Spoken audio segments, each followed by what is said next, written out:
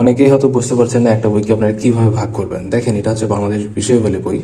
তো এই বইতে এটা হচ্ছে প্রথম পেজ। ওকে, এটা হচ্ছে প্রথম পেজ। এখন এই প্রথম পেজ এবং শেষের পেজটা আমি আপনাকে দেখাই।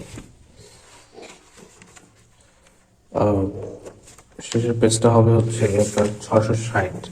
ওকে, দেখেন এটা হচ্ছে 660। এখন এই যে অংশটা, এই অংশটাকে আপনারা যদি 7 ভাগ করেন তাহলে দেখেন এটা হচ্ছে প্রথম ভাগ। আমি জাস্ট উদাহরণ দেখাচ্ছি।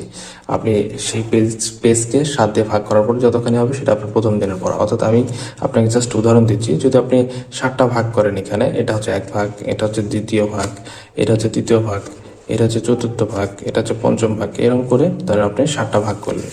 এখন প্রথম যে ভাগে আপনার যতগুলো নৈবিত্তিক আছে ততগুলো নৈবিত্তিক হচ্ছে আপনার প্রথম দিনের পড়া। ওকে, এখন তারপরে দেখেন এটা যখন আপনার প্রথম দিনের পড়া আপনাকে দিলাম, এটা তো আপনার শেষ।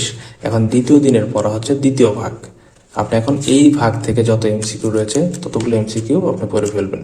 তারপরে তৃতীয় দিন আপনার তৃতীয় ভাগ থেকে পড়া থাকবে, অর্থাৎ তৃতীয় ভাগে যত এমসিকিউ রয়েছে ততগুলো এমসিকিউ আপনাকে পড়তে হবে।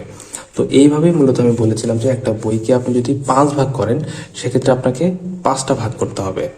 এরকম করে 5টা ভাগ করে একদিনে যত এমসিকিউ হবে ততটুকু। যেহেতু আমরা বাংলাদেশ বিষয়াবলীকে 7টা ভাগ করতে বলেছি, সেক্ষেত্রে 7 দিয়ে ওই বইয়ের পৃষ্ঠাকে ভাগ করার পর যতগুলো পেজ আমরা পাই ততগুলো পেজকে আমরা প্রথম দিনের জন্য পড়বো।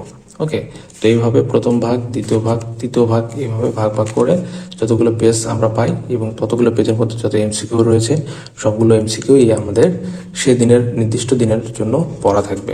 তো এটাই মূলত ছিল ভাগ করে পড়া। তো আপনারা অবশ্যই বুঝতে পারবেন, কারণ আপনারা ম্যাচিউর। আমি যতটুকু আমার সাধ্য বোঝানোর ততটুকু থেকে আপনাদেরকে বোঝালাম যে এইভাবে ভাগ করে আপনাদেরকে পড়তে হবে। আশা করছি বুঝতে পেরেছেন এবং ভিডিওটি বারবার দেখেন, আশা করছি বুঝতে পারবেন।